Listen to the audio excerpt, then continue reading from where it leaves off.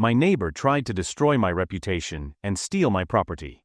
6 months later, he was begging me for help. This morning, my phone blew up with 39 missed calls. Some battles are fought in silence, with precision.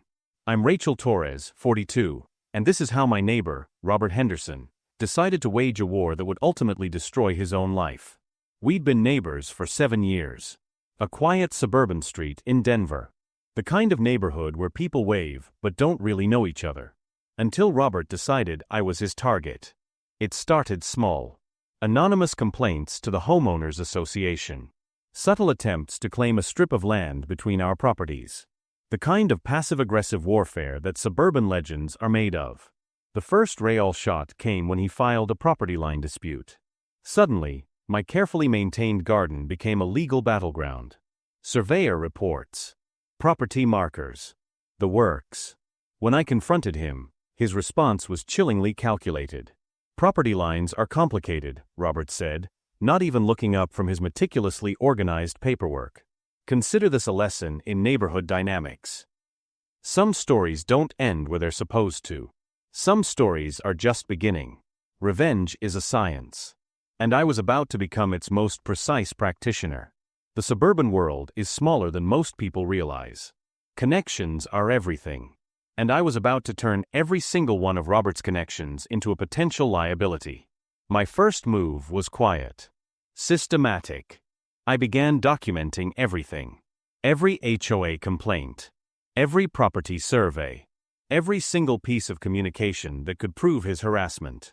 My best friend Jennifer, who works in real estate law, became my unexpected ally. Off the record, I told her during a carefully orchestrated coffee meeting. Each word calculated. Each piece of information precisely placed. The neighborhood records became my obsession. Property histories. HOA meeting minutes. Complaint logs. Digital footprints are never completely erased. I discovered a pattern. Robert had been strategically positioning himself for months. Subtle manipulations. Carefully placed conversations. The kind of neighborhood maneuvering that would make a strategic planner proud. My local network became my silent weapon. Quiet conversations. Strategic inquiries. The kind of information gathering that happens in the shadows of community meetings and local cafes. The most interesting discovery came from old property records. Robert had a history of similar disputes in his previous neighborhood.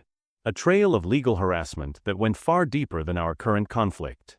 Neighbors who had once nodded politely to Robert started to notice something was off. Subtle questions. Careful investigations. The perfectly crafted image was beginning to crack. I wasn't doing anything dramatic. I was simply letting the truth gather momentum. The most dangerous predator isn't the one who attacks immediately. It's the one who understands that true exposure comes from patience. Robert thought he was running a perfect neighborhood con. He was about to learn that perfect plans are often the first to fail. The landmines were set. All I needed was to watch them detonate. Precision is an art form. In neighborhood warfare, it becomes a devastating weapon. Over the next 3 months, I became a ghost in our local community. Robert continued his subtle attacks, completely unaware that I was dismantling his carefully constructed lie, piece by careful piece.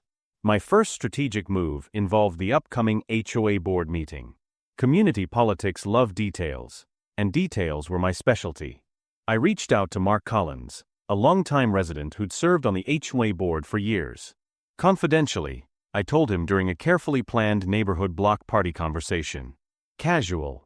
Calculated. Nothing direct. The neighborhood records became my obsession. Property dispute histories. Community complaint logs. Architectural review documents. Robert had been clever, but not clever enough.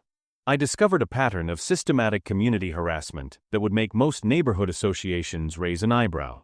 Repeated frivolous complaints. Strategic attempts to undermine property values.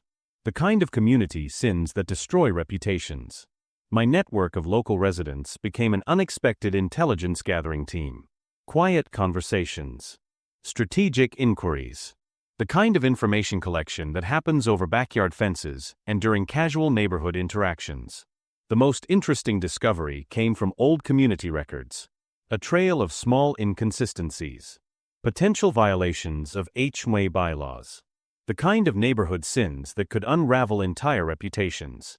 Each piece of information was another nail in his community coffin. My background in project management became my secret weapon. Late nights weren't suspicious. Detailed research wasn't out of character. I used every professional skill I'd ever developed: data analysis, forensic investigation, strategic planning. The most dangerous predator isn't the one who roars. It's the one who watches. Who waits?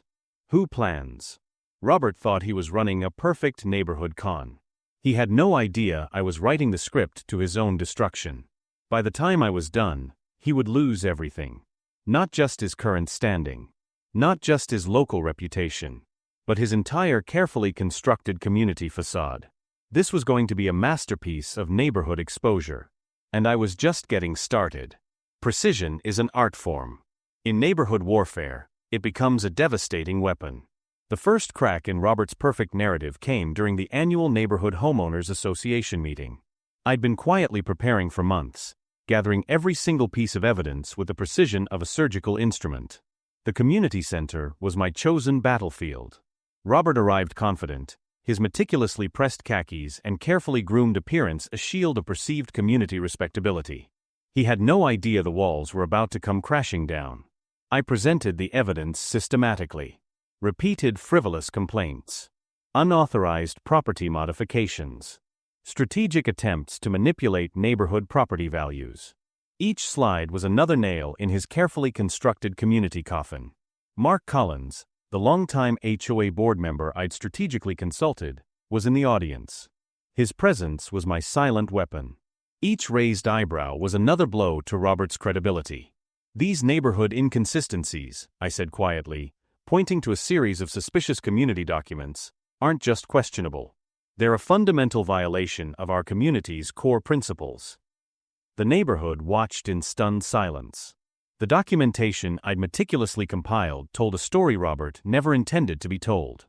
Overlapping property disputes. Strategic manipulations.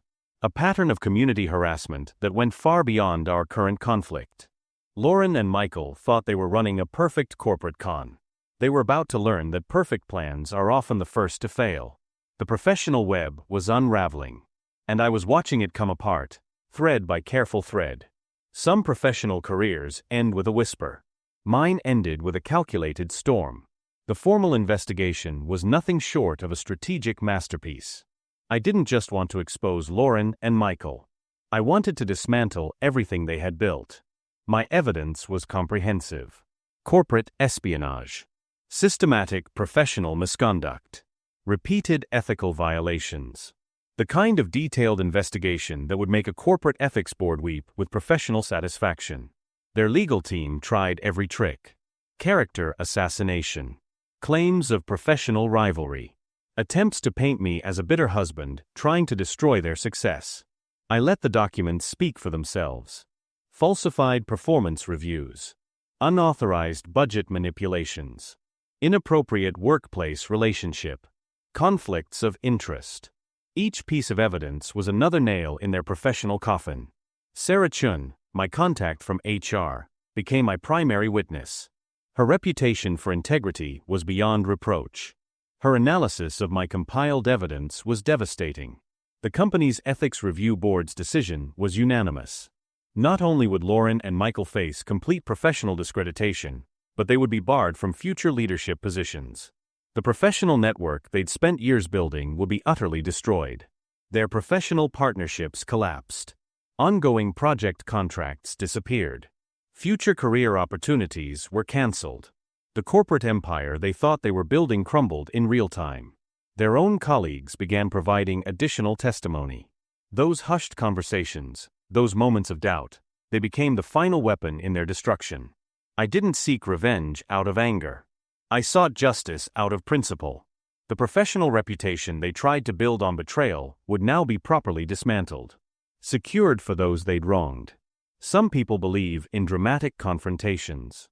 I believed in letting truth do the heavy lifting. Lauren and Michael lost everything. Their reputation. Their career. Their professional standing. Their carefully constructed corporate life. And I? I walked away with something far more valuable: integrity, and a promise kept to professional ethics. Some stories end. Some lessons continue. 3 years after the professional investigation, life looked completely different. My reputation in the corporate world was not just restored, it was elevated. The industry had changed. Not just because of my specific case, but because of the conversations it sparked about professional integrity, about the importance of ethical leadership. I'd learned something profound about corporate pursuit, about justice, about the kind of integrity that doesn't come from success, but from principle. Lauren and Michael disappeared from professional circles. No dramatic exit. Just a slow fade into irrelevance. Their attempts to rebuild their careers were continually undermined by the comprehensive documentation of their misconduct. My professional network began receiving prestigious project opportunities. The business community that had once been silent was now speaking up about corporate ethics. The most interesting outcome wasn't my personal vindication. It was the systemic change my case had triggered. Companies started implementing more rigorous ethical guidelines. Leadership assessments became more comprehensive. The corporate world was becoming more transparent. I didn't feel victorious. I felt resolved. Some believe revenge is about making someone suffer. I learned it's about protecting professional integrity. About showing your true character when everything is falling apart. The phone calls from Lauren eventually stopped.